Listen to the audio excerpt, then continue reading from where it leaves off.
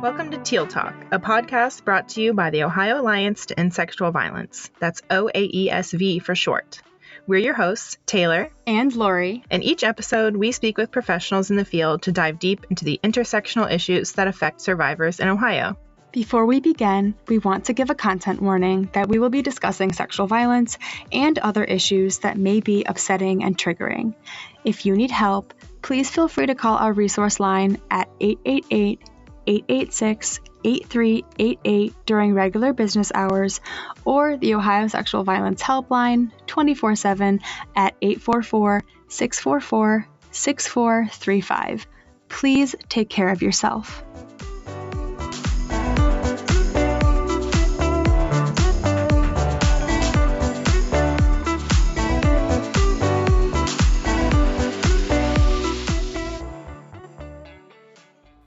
Welcome to a special bonus episode of Teal Talk. Organizations across Ohio are facing unprecedented cuts to the Victims of Crime Act Fund, also known as VOCA. This is threatening the availability and quality of services for victims of crime across our communities here in Ohio. These cuts directly impact essential services such as rape crisis center support, advocacy at prosecutors' offices, and shelter for survivors of domestic violence. To address these challenges and advocate for immediate action, we hosted a live broadcast featuring coalition leaders from organizations across the state. This broadcast happened April 24th on Facebook and YouTube and provided a platform for our statewide leaders to discuss the potentially devastating impact of VOCA cuts on our communities and survivors. The discussion was moderated by our very own president and CEO, Rosa Beltré, and was a way to raise awareness about the urgency of this issue and urge lawmakers to prioritize this funding for victim services organizations. Rosa was joined by Doug Stevens, Executive Director at Ohio CASA, court-appointed special advocates, Elyse McConnell, Executive Director at the Ohio Victim Witness Association, Catherine Harper Lee, Founder and Executive Director at Ohio Crime Victim Justice Center, Danielle Vandegrift, CEO and Executive Director with the Ohio Network of Children's Advocacy Centers, Mary O'Doherty, Executive Director at Ohio Domestic Violence Network, and Henry County Prosecutor Gwenhau Gabers of the Ohio Prosecuting Attorneys Association. Thank you for tuning in, and I hope you enjoy today's discussion.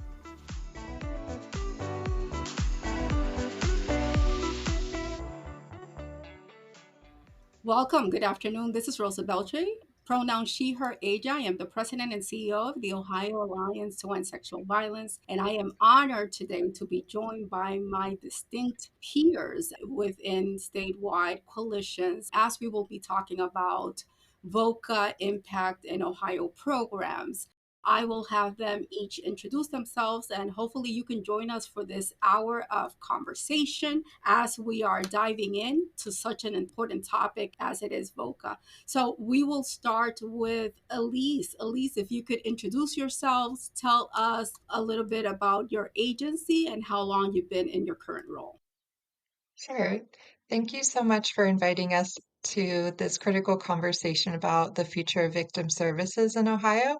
My name is Elyse McConnell, she, her pronouns. I'm the Executive Director of the Ohio Victim Witness Association, or OVWA, and I've been in my role almost exactly 2 years at this point. Would you like me to go ahead and talk a little bit about our agency as well? Okay, great. So we were started in 1978, specifically to bring together brand new prosecutor-based victim advocacy programs across the state of Ohio. Since then, we've really grown. We now have nearly 600 members across the state of Ohio. Our members are in prosecutors' offices, law enforcement, hospitals, child advocacy centers, domestic violence networks, rape crisis centers, a little bit of everything. We provide training, technical assistance, legislative leadership, as well as develop best practice guides. And so really we are here to support advocates in the work that they do every day. Thank you so much, Elyse. Kathy, I have you next on my screen. So if you could please introduce yourself and once again, talk about your agency and how long you've been in your role. Thank you. And a perfect time as well. I'm in DC with National Victims' Rights Week. So in a hotel, if some drilling happens, for some reason they're doing some construction in the hotel. So I apologize for the noise. And I want to also say, Rosa, thank you so much for bringing us all together for this very important conversation. My name is Kathy Harper Lee. I'm the founder and executive director of Ohio Crime Victim Justice Center. I started the organization in 2000 as a survivor of sexual violence. I learned firsthand that although victims have rights and legal rights, there was no place for victims to go to receive any type of free legal assistance when their rights were violated. As a result of that, founded the organization in 2000, been in this role now for a little over 24 years. What we do primarily is provide free legal representation to crime victims throughout the criminal justice process to ensure that their rights, the rights that they choose to exercise, are protected and enforced. Thank you so much, Kathy. Doug, thank you for joining us today. If you could please introduce yourself, talk a little bit about your agency as well as the time that you have been in your role. Thank you, Rosa, and thank you all for including CASA in this important discussion this morning. My name is Doug Stevens. I'm the Executive Director of Ohio CASA GAL Association, and we are the state support office for the 47 local CASA programs throughout Ohio. I have been in this position for 12 years, but I've been affiliated with CASA since 1993, and I've been in the child abuse business, the court business, for 42 years. This is a critical time in this business, and I appreciate everybody listening and supporting us as we try and resolve this problem. At the peak of the VOCA money, CASA was getting a significant amount of money. If this happens, we will not be able to continue functioning the way we have. CASA is in 47 programs, and we work with the juvenile courts to help the judges make decisions on what to do in the best interest of the child. So I appreciate all of your interest in trying to plug this hole and look forward to the discussion this morning. Thank you so much, Doug. Gwen, thank you for joining us. If you don't mind introducing yourself as well as the agency that you represent and how long you've been with the agency and what does the agency actually do? I'm Gwen Howe-Gapers. I am chair of the Victim Witness Committee for the Ohio Prosecuting Attorneys Association. I also serve on the executive and legislative committee of the OPAA and am currently treasurer of OPAA.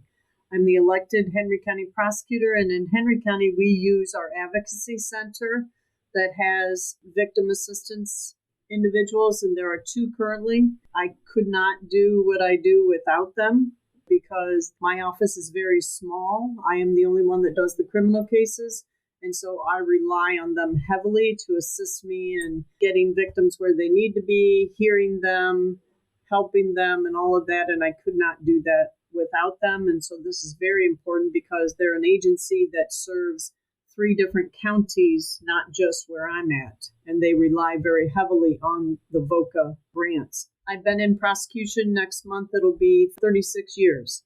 So we started where victim advocacy was not in line and we didn't have them, and I don't know what we did without them.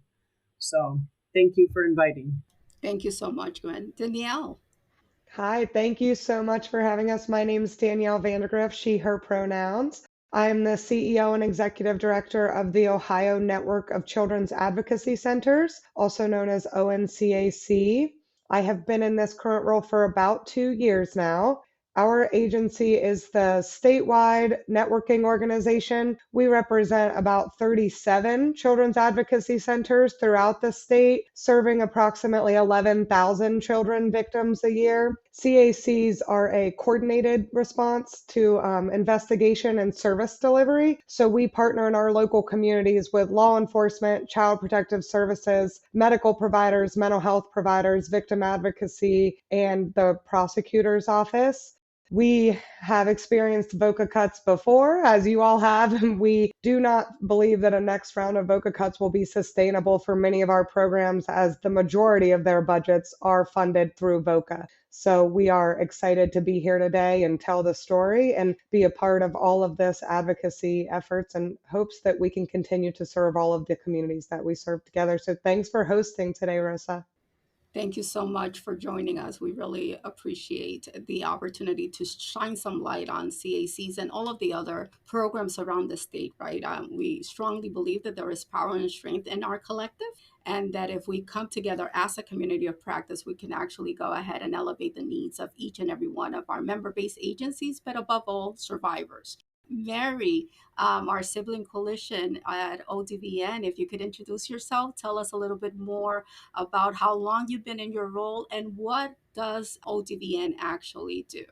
Thanks for including ODVN. I am Executive Director of the Ohio Domestic Violence Network. I've been in this position for 5 years. I've been in the domestic violence advocacy field for more than 20 years. ODVN is a coalition of Ohio's 76 domestic violence programs. That includes 58 residential shelters and 16 non-residential programs, including 8 culturally specific programs. ODVN advocates for federal and state elected officials on behalf of those programs. We also provide technical assistance and training. Almost all of our programs, if you are served by an advocate at one of our programs, they've received training from staff at ODVN. We're very concerned about this next round of VOCA cuts. Like my colleagues before me, I too am not sure if our programs, especially some of our smaller programs, will be able to survive them. Thank you so much for including me, Rosa. Thank you. Thank you so much for being here. A lot of our audience is not necessarily our member-based agencies. So, Elyse, how do you define VOCA? What is VOCA for the general public? Victims of Crime Act. What actually is it? Why was it established? And why is this so crucial and critical for our state?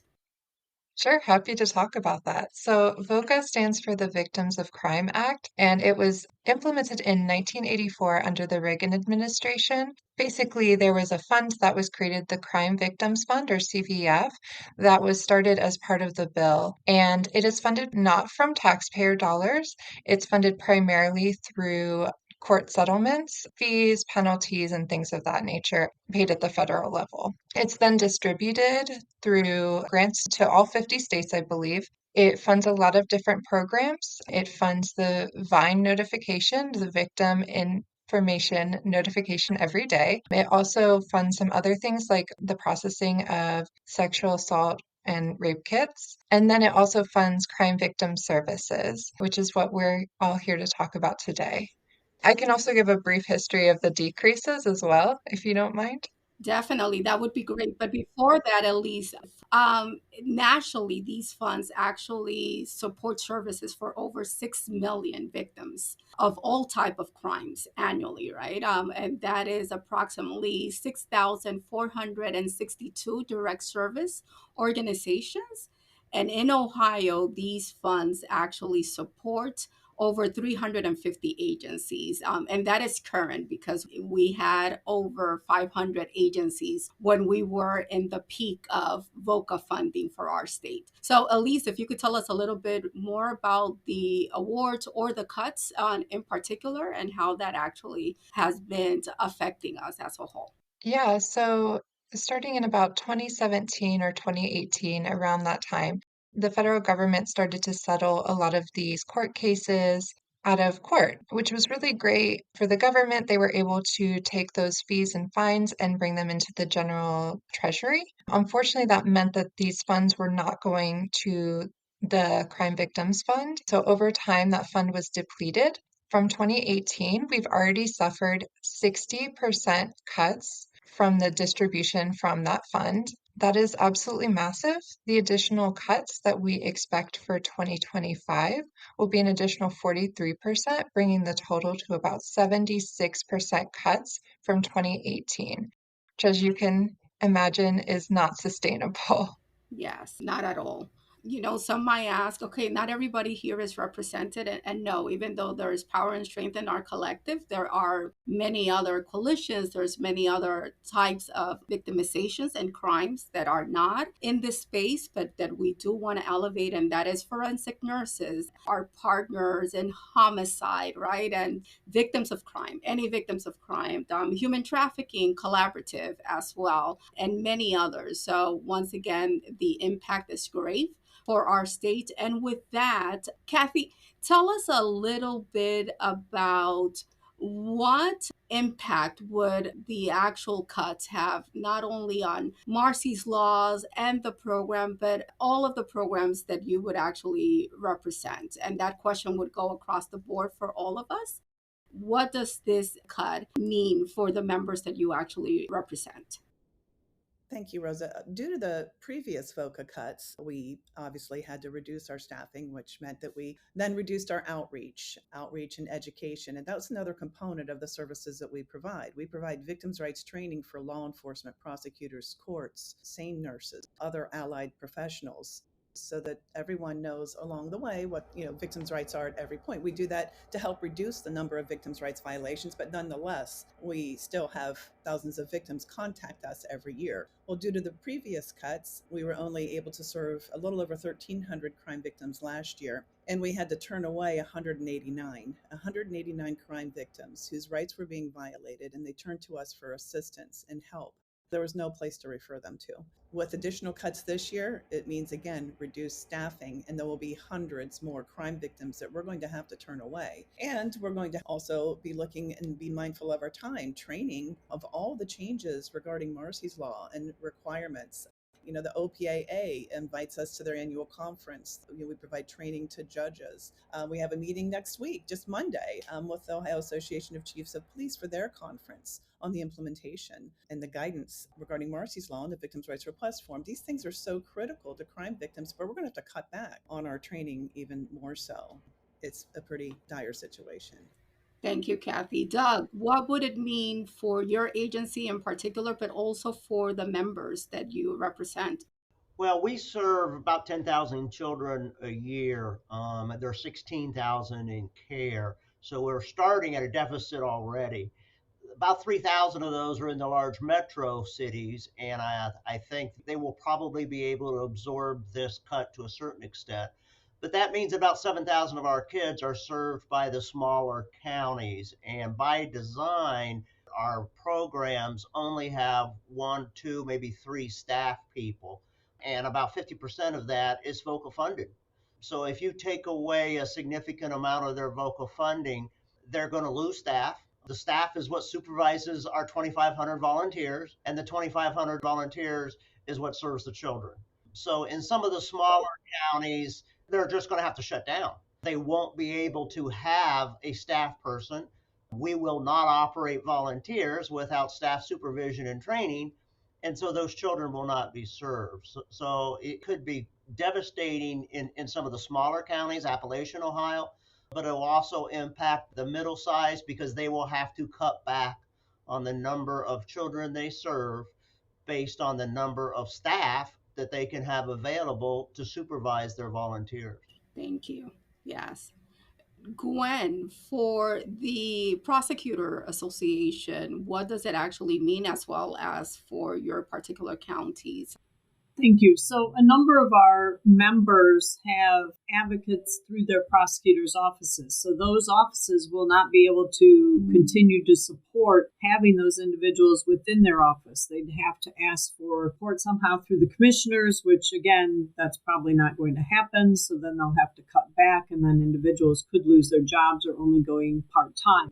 As for my county, they're holding on as a shoestring. They have 2 people. We've had a lot of turnover, and it's difficult to retain individuals given that they're unsure because it's grant money, the pay that is given, and the amount of time and energy that we request of these individuals. So it will certainly affect our ability to follow Marcy's law. I mean, we have a requirement with the police department, the sheriff's department. We try and come through with that. But again, notifying all the victims is required, providing the support to the SART clinic taking them there, that will suffer if they lose this significant amount of money. Thank you. Danielle, what does it mean for your agency in particular, as well as for the over 35 child advocacy centers that you represent around the state?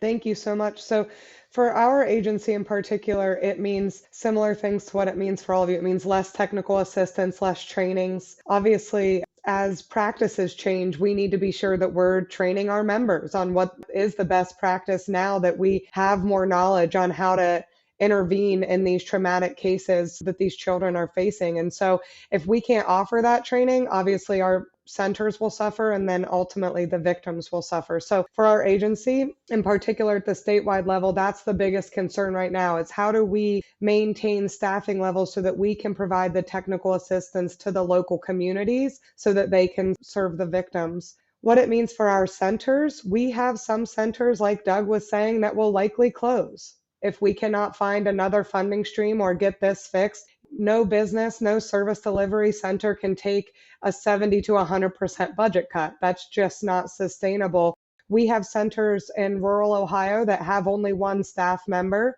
With that one staff member, if you lose 70% of your budget, you lose their entire salary. So we have pretty dire concerns on what that's going to mean from a service delivery area. We are certain that there is more need in Ohio than the children that we are seeing currently. So while we are trying to build capacity, like I said last year, we only saw about 11,000 children. We know that there are more children victims than that. We need to be building capacity, not losing capacity.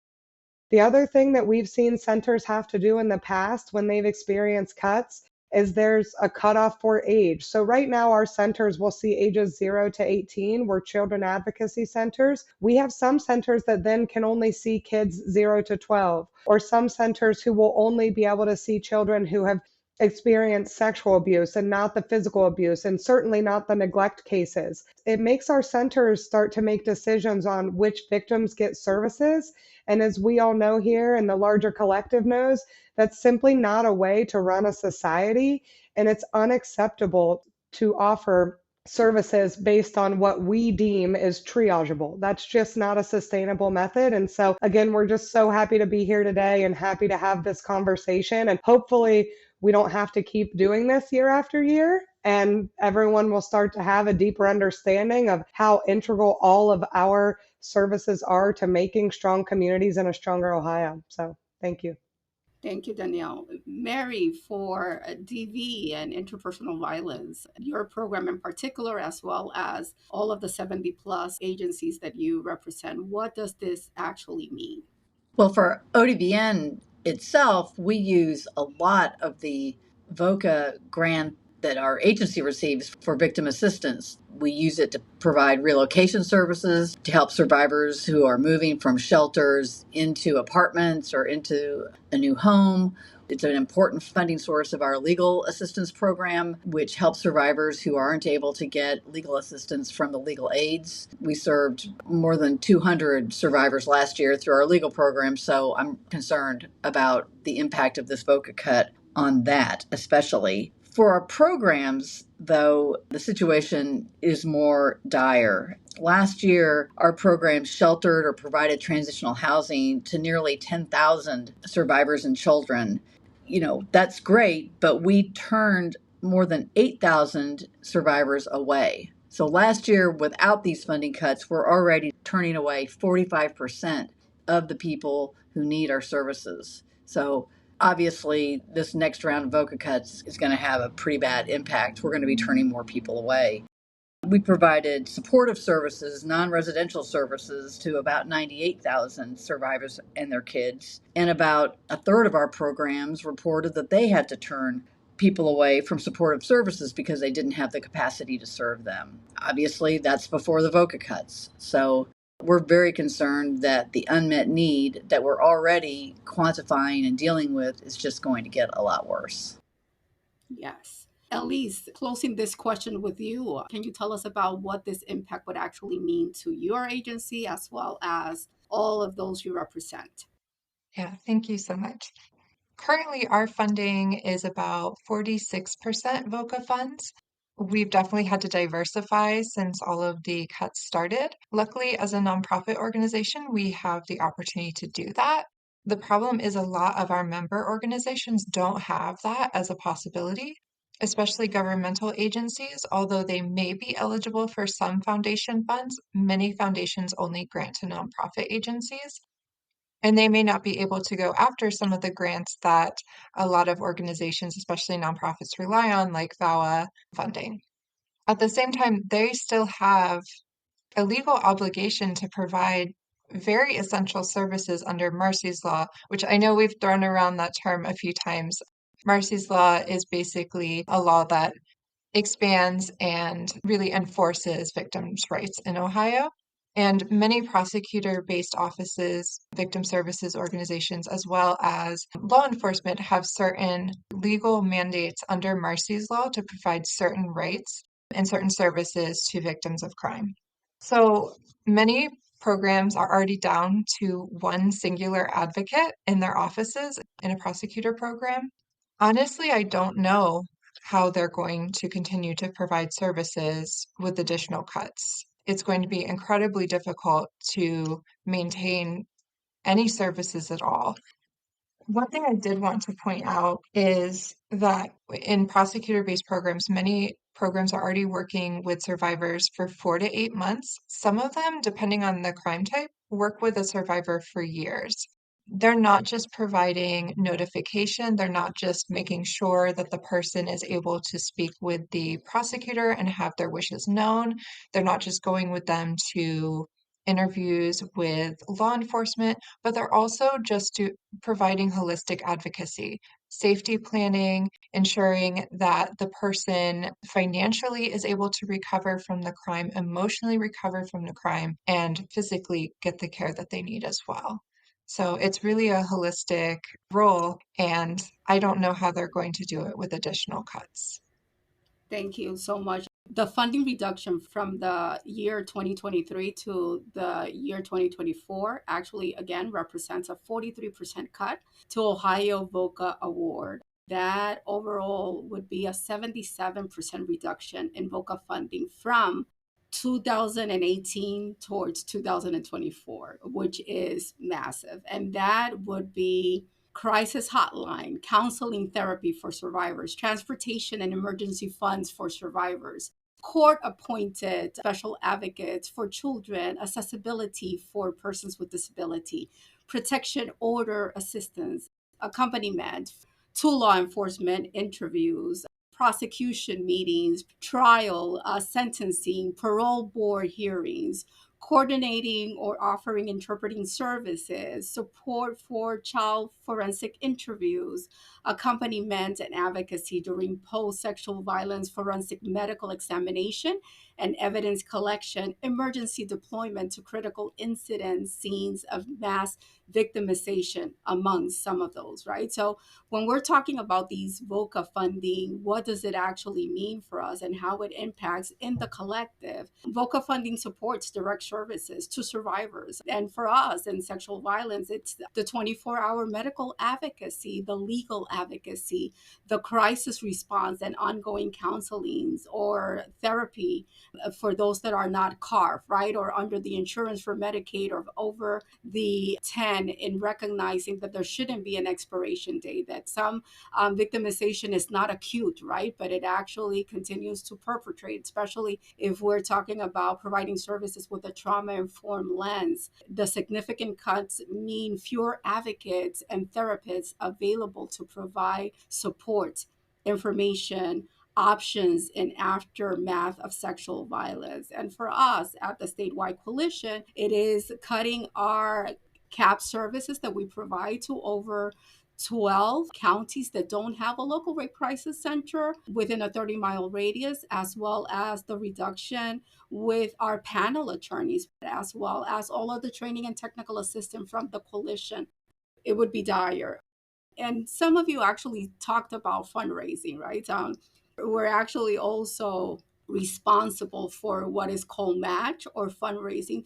Tell me a little bit about, is it doable to fundraise, right?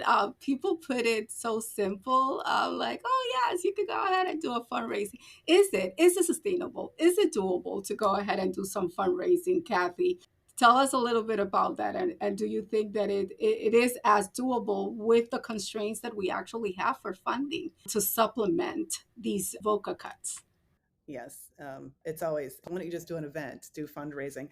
People don't seem to understand all of the time, effort, commitment that goes into that. And there are a number of things that you need to consider. You can't do fundraising on VOCA or any kind of federal grant time, right? So you need to have volunteers, organizing volunteers, corralling volunteers, people who have the knowledge to put together these large events is something that's not easy to do. It's a full-time job in itself to organize volunteers to run an event. And unless you hit a home run and get the most fantastic fundraiser out there, a lot of these events, when you look at the bottom dollar, what it costs to organize the event, to put it together, and then what the actual return is, oftentimes there's not even that great of a return. We do them to create awareness and to engage corporate community, and also then hopefully then from the corporations to provide some additional support. But it's just a lot of time and effort. And it's a great thing to do as long as you have the capacity and as long as you have the staffing to be able to make that one sector of a priority of the organization. But yes, it's not easy. Thank you. Danielle, do you want to add anything to the ability of fundraising and supplementing some of the loss of VOCA?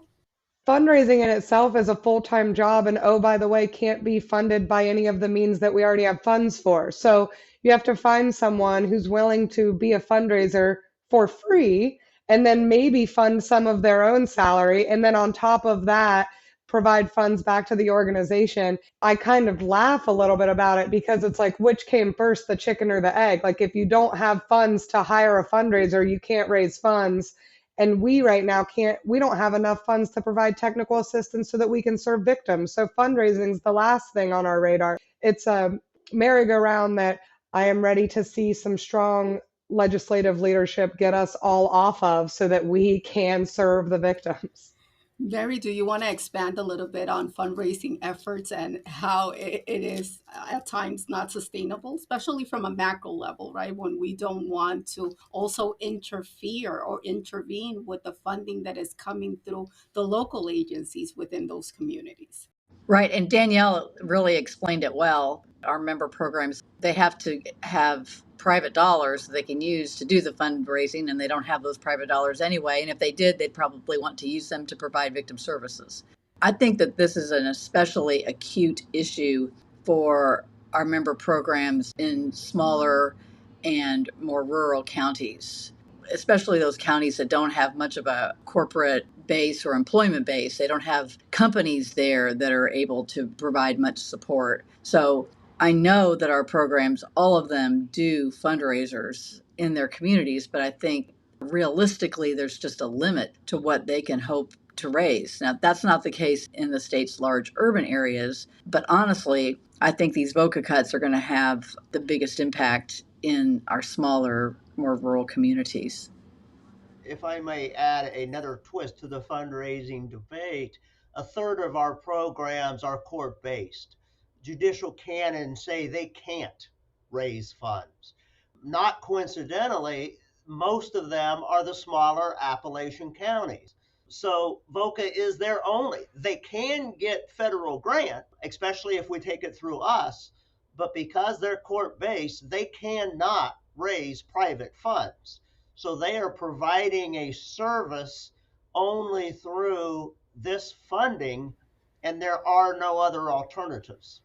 Thank you so much for highlighting that. And I think that we all agree, right, that these cuts would actually mean less services, and it would mean layoff of staff and closing of programs that are also reliant on 100% or even 70, 60, 40%. The amount that they receive from VOCA might just be the sustainability of that one staffer for the entire community.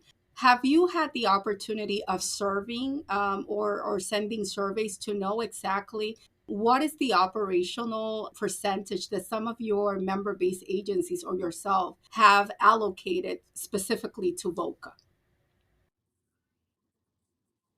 I don't know the answer to that question specifically, but I do think it's fair to say that for most of the programs that are not in urban areas, their VOCA grants are their dominant funding source. So, best case scenario, they're going to lay people off. I mean, that's the best case scenario. Worst case is programs close.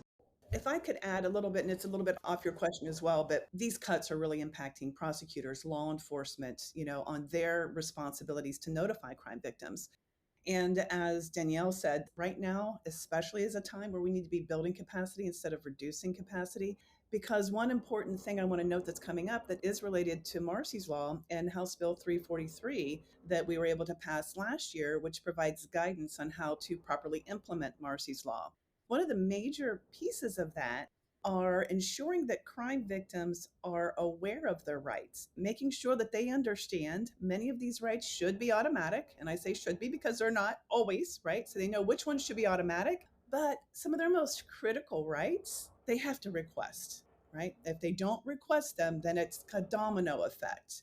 So with 343 that passed last April, the implementation piece is that law enforcement is now required at the point of contact, first contact, to provide a victim's rights request form to crime victims. It's a simple 2-pager. It replaces the victim's rights handbook that provides the most critical rights at the time, things that impact their safety, their privacy, and allow them to have meaningful participation within the criminal justice process. Law enforcement has been having a difficult time understanding what their responsibilities are since this past last April. We've been working with law enforcement to ensure that this victims' rights form is getting in the hands of crime victims and that they are aware of their rights. Now, what's going to happen then? Over the next few months, it's going to begin to finally be implemented throughout the state. Every crime victim will be aware of their rights from that time of first point of contact with law enforcement. And that's going to cause a tremendous, tremendous increase, I think, to all of our organizations, because they're going to be calling us looking for free legal assistance to help protect and enforce their rights. So when this 343 first went into effect last April, one day of press brought a 450% increase call volume into our organization of victims requesting free legal assistance. That was one day of media attention regarding the passage of 343. So we can't even begin to imagine, once every crime victim has a victim's rights request form in their hand and they can easily see in a bullet point which rights should be automatic, which rights they have to request, it's going to be a far greater increase than 450%. And what do we have? About 780,000 crime victims every year in Ohio, approximately. All of our organizations are going to see a tremendous increase. And not having, right, the staff available or even to actually answer the calls. The other aspect is we constantly have to define what VOCA is to our legislators, right? What do you want legislators to actually know? During ARPA funding as well as COVID funding, there was an influx of money coming into our states, to our programs, that we probably did not feel as much the VOCA cuts because those fundings were there. But those are coming to an end also this year. So what do you want our legislators to know? From my point of view, the most important thing for legislators to know, they have money for what they care about. And that's the truth. And so what I want them to know is that we are the ones on the ground. Our organizations are the ones on the ground serving these victims and changing the trajectory of people's lives and making Ohio a stronger state. And there is nothing more that they should be prioritizing. It's that simple. It's that simple. And so for me, if they don't know what VOCA stands for, or don't, okay, but you know that victims need served and you know that this is broken and we can tell you how to fix it. We can tell you what legislation to vote for. You just have to make it a priority. And when you make it a priority and we raise these victims and we have the capacity to provide the support for survivors, we change our state and we continue to lead. And that's where everyone should be focused. That's what I want them to know, is to really connect the dots, that if you're not investing in these services, the entire state suffers. Thank you, Danielle. Doug, what do you want the local representatives to know? The legislators need to understand that victims aren't some special part of the population. Victims are their neighbors, their family, the people down the street, and the people that vote for them. And so providing victim services is part of their duty. VOCA actually saved them money and created services that victims deserved and needed. Now it's time for the legislators to understand that you can't just allow that to stop. And although we will all continue to be creative in how we fund these services, it is a duty of the government and therefore of the legislators to provide services to the people they serve. They can't pigeonhole victims into some unknown population. They are the people that they serve, and it is their duty to help us provide those services. Thank you. Mary, what do you want legislators to know? I really want to piggyback on what Doug said. He is so right. When a family gets services at one of our domestic violence shelters, we are keeping other parts of the government from having to spend funds to serve them. If someone goes into a DV shelter and stays for a month, that's actually saving other government agencies money. We need to do our part to make sure that that message gets through, but I do think that's the key thing. Providing this funding to our agencies and to our members is an investment. And one other thing I wanted to say about that is I do think our state legislators, they like to think, well, the federal government should fund this. Ohio, compared to other states, many other states, does not fund victim services the way that it could. That is so correct, Mary. We are not proportionate to the funding per capita that we actually have in the investments of local state funding for survivors of crime. And that is something that they need to actually understand and step up. Elyse, what would you like legislators, whether it is a national representative or local, to understand in reference to the implication and their role? Yeah, so I think a lot of you have kind of highlighted what I would like to say to legislators, that anyone can become the victim of a crime. It's not a special demographic. It could be anyone. And we have to ensure that when someone is the victim of a crime, that they are able to access services that are able to support them, empower them, restore their sense of safety, and really just uplift them. And, nonprofits, for example, do provide these services at probably a much discounted rate to what the government in general could provide. I will also say that many governmental agencies, like prosecutor-based programs, that is a social service that they are providing, and it's an essential social service, and it is a legally required service that they're providing as well.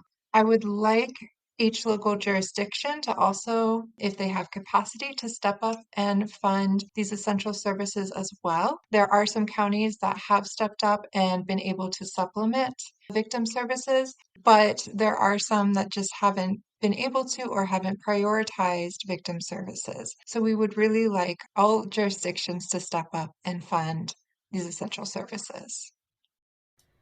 Thank you, Elyse. Kathy, what do you want them to know and to do? Well, as everyone has said so eloquently, it's about prioritization. Over 35 years ago, when we started establishing victims' rights laws, when we started, providing support and services and assistance for crime victims, that was wonderful.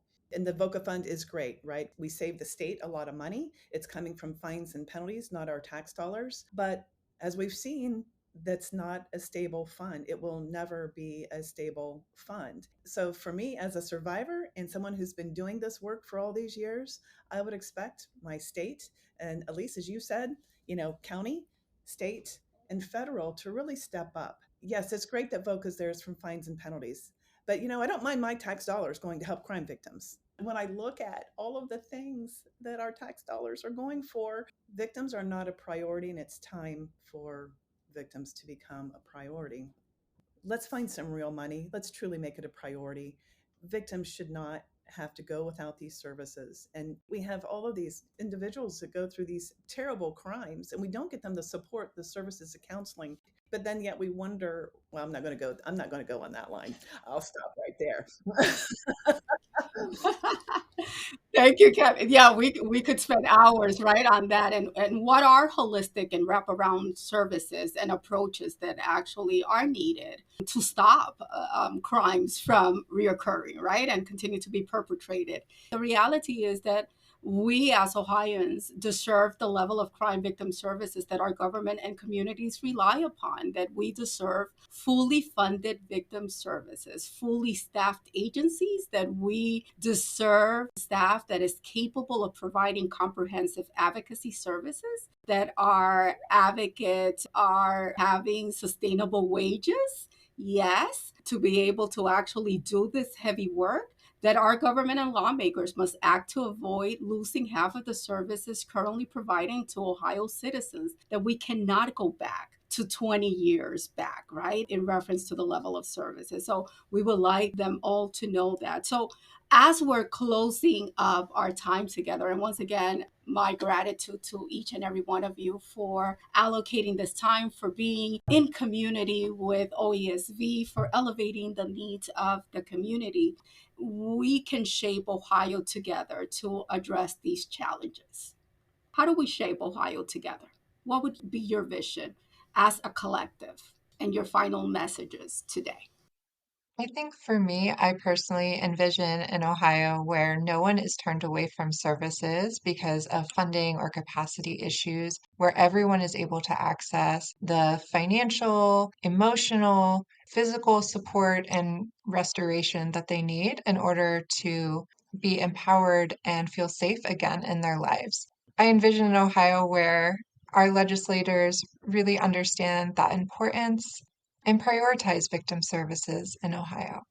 Yeah, I second that, Elise. That was very well said. And I would just say, I think part of what I envision is just this today, too, right? All of us coming together and having the conversation as the collective where we're all serving similar communities. There's a lot of overlap sometimes in our neighborhoods and what we're seeing and what we're doing. And as we continue to grow stronger as a collective and communicate with each other and share resources, I think we're just making everyone stronger. So I really am so proud to have the Children's Advocacy Center as a member of this collective. And I know that it's made our services stronger and our network a lot stronger. And I think that we only continue to improve from here. So the conversation's the first step, and we're doing that. So thank you.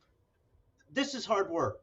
This is not an exact science. And when you have programs like all the ones that are represented here that have proven over time that it works, that it provides a valuable service to victims, a lack of money is not acceptable.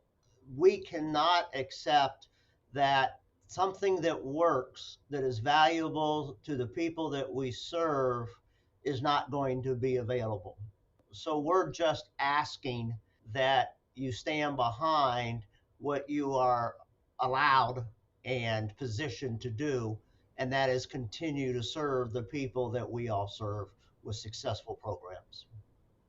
My vision would be that we live in a state that invests in all citizens of Ohio, that invests in families that haven't had the resources and haven't had the advantages that so many others of us have had. Our government is really interested in building our economy and building our manufacturing base. I dream of a state where we cared about all people, and especially the families that are the most vulnerable and need the state support the most. Thank you. And it's so crucial, right, in reference to the work that we do. And as Danielle actually indicated, right, coming together as a collective, that there is power and strength in our collaborative, that we continue to amplify the needs of all survivors or victims in whichever category, right, you actually define them. But the need for not only the community, but for our lawmakers to understand that this is a priority, that these are their constituents, that we are all here to actually eradicate violence. So as we continue to shape Ohio together, envisioning one that truly invests in its citizens, that truly understands the needs and the dynamics, we will continue to work in collaboration. Once again, I thank you for being with us this afternoon, for joining in this conversation. We still have long ways, right, to actually be able to say we've won. Help us continue to amplify the needs, the voices, allow us to continue to educate, make donations as a community, speak to your local lawmakers, and also be a part of the solution. None of us are perfect in this world, but we all understand that we need each other and that the time is now. So once again, thank you for joining us. Thank you for being part of this conversation, elevating the needs of survivors and the impact of VOCA cuts. Let's shape Ohio together, and that means you and I working in collaboration. Have a wonderful day, and let's continue the good fight.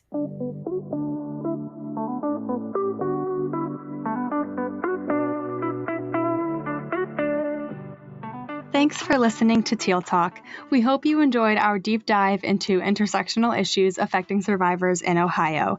If you like what you heard, subscribe and leave us a 5-star rating and review, recommend us to a friend, and follow us on Instagram and Facebook at OAESV and Twitter at Ohio Alliance ESV.